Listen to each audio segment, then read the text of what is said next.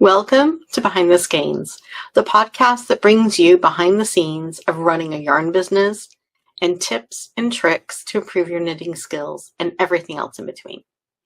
I'm your host, Jenna Eddy, indie dyer, knitter, and founder of Southern Skeins. And each week, I pop in to share real-life stories, practical knitting tips, and a little bit of behind-the-curtain peek at the world of hand-dyed yarn.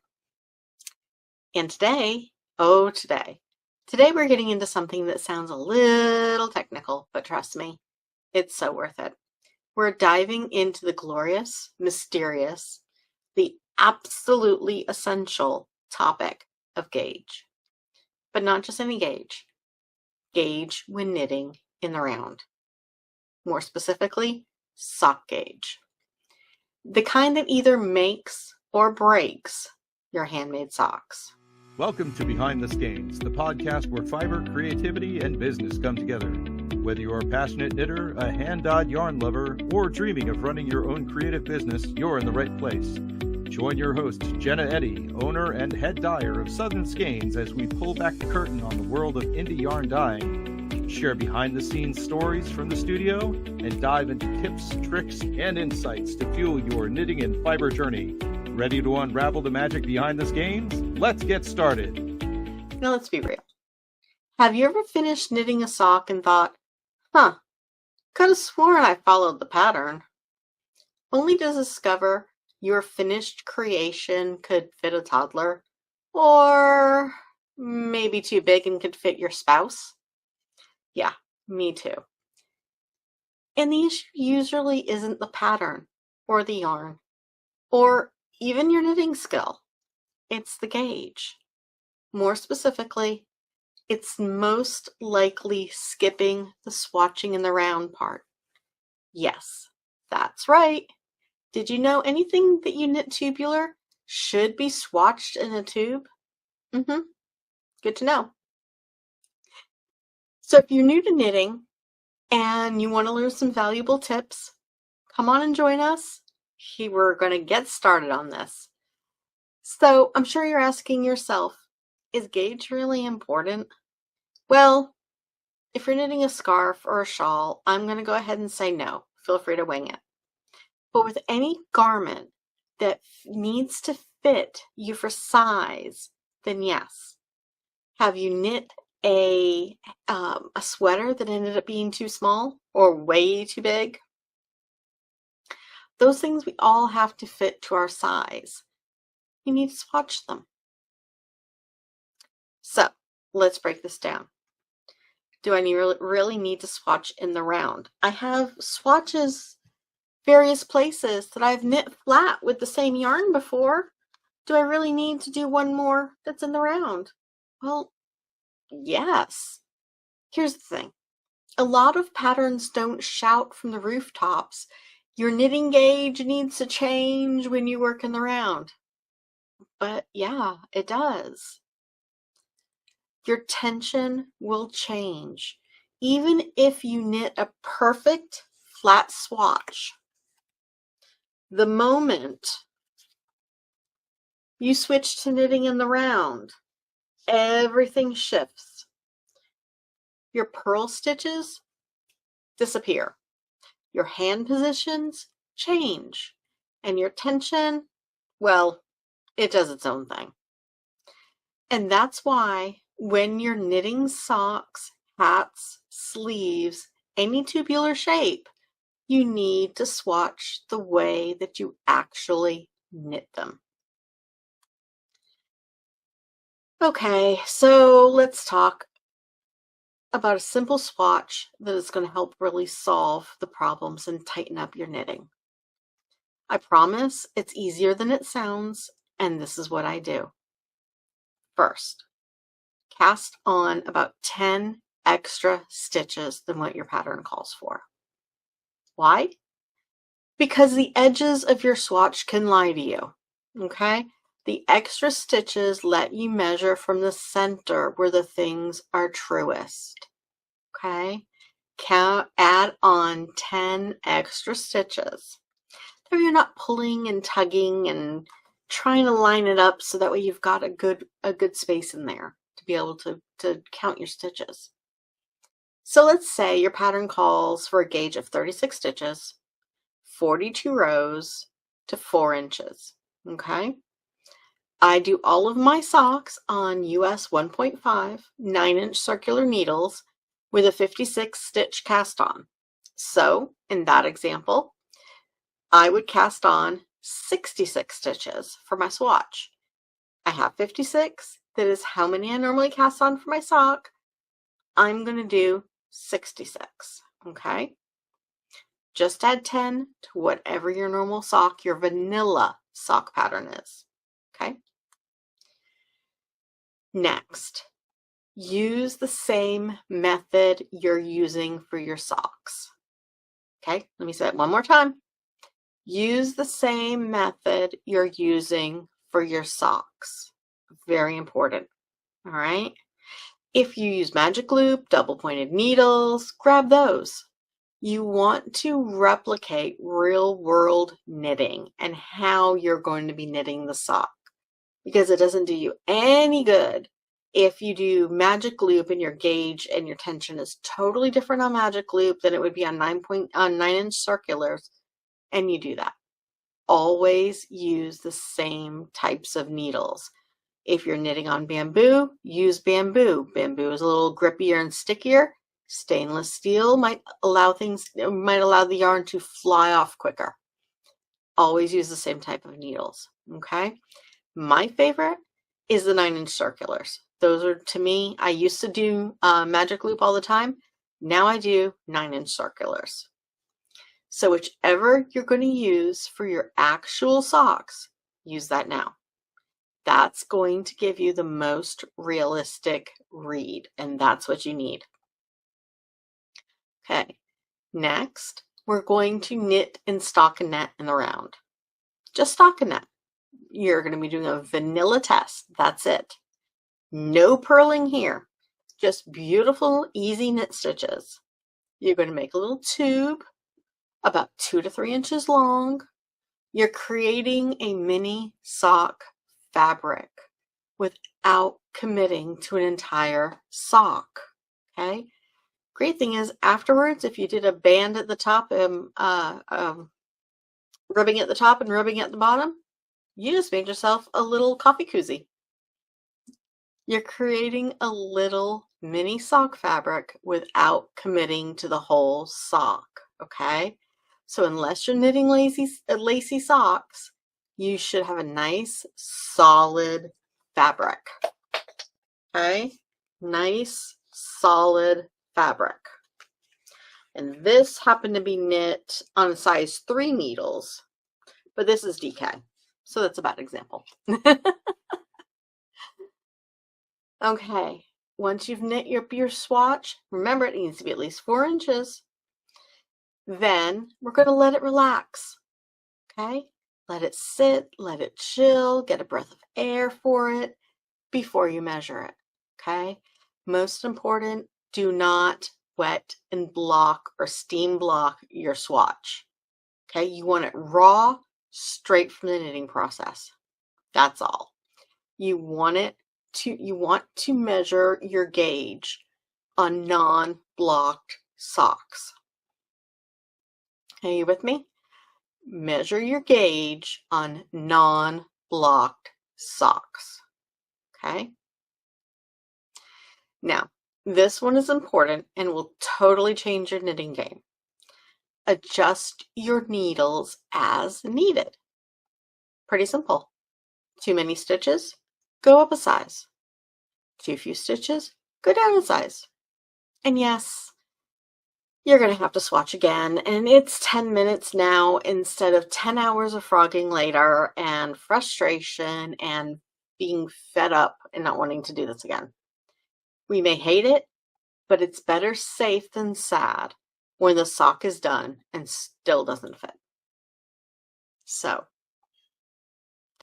want to know what makes this process a breeze? First, a great set of interchangeable needles. You can switch needle sizes instantly without restarting your swatch. Leave your live stitches on the cord, swap out your tips until you find the perfect spot there. You'll get the sweet spot in no time. Now, I don't knit on interchangeable needles. I do like my 9-inch circulars, and that's when I just either transfer to my 9-inch circulars, and you could transfer to your DPNs or whatever you want to do. Second, you need a good quality sock yarn. I'm talking squishy, strong, gorgeous yarn that holds its shape, feels amazing on your feet. Make sure you're using a quality sock yarn. Personally, I like a nice 4-ply merino nylon blend. Good amount of nylon in there. It's going to go ahead and have durability, wear, a little bit of stretch. That's exactly what you're going to find in our Southern Sock Base. Nylon, as we learned from our last blog series, is going to give your yarns, in my opinion, good wear, durability, and just that little extra bit of stretch. It's also going to keep it from pilling. Okay? Third, you're going to need some measuring tools because you've got to get that gauge right. It's simple, but vital. Tools will make your life a whole lot easier. I love our How Tool sock knitting guide. It is perfect. It lists the shoe size, the foot length, and what length your finished sock should be. Give you a hint. It's not the same as the length of your foot.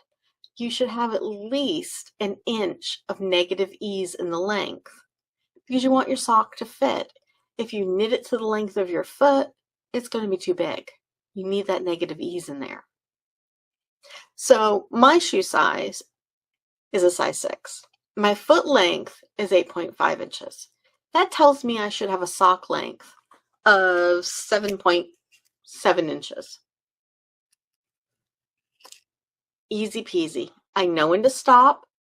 I know how long it should be, and it's got that buffer in there for inches. Another option that I like is a sock sizing ruler. It's great. It's silicone.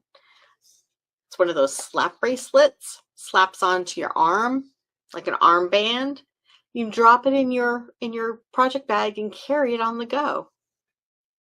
Has your ruler on the back and instructions on the front where to put your heel and how long to measure. Tells you right there. It's a great lifesaver when you're starting out with socks. Use the tools. Socks can be challenging, even for the most experienced knitters. You've got to make so many different connections right. You need to find the right size, the right needles.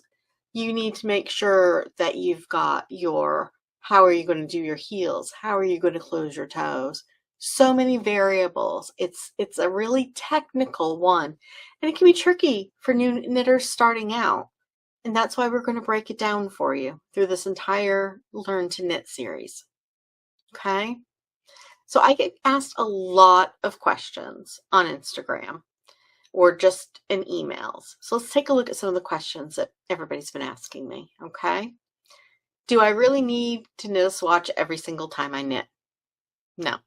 Look, if you're knitting a pattern you've done before and a yarn that you know well, probably not. But a new pattern, new yarn, and a mystery fit, always swatch. And this is coming from a girl who hates to swatch. Okay? That's why I have all of these things lying around the house. So that way I have good little swatches everywhere.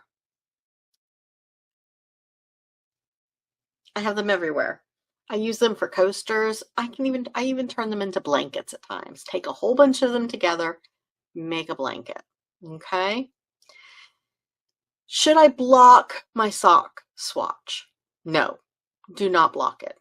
Okay? Do not block it and then check your gauge. You're going to be off.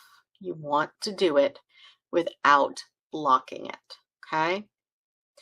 Now, if you're knitting a garment, remember a sweater, you're going to want to go ahead and gauge swatch that too. And you're going to want to gauge swatch not only your body and your yoke, but you're also going to want to check out your sleeves too. You want to make sure you get a good fit on that too.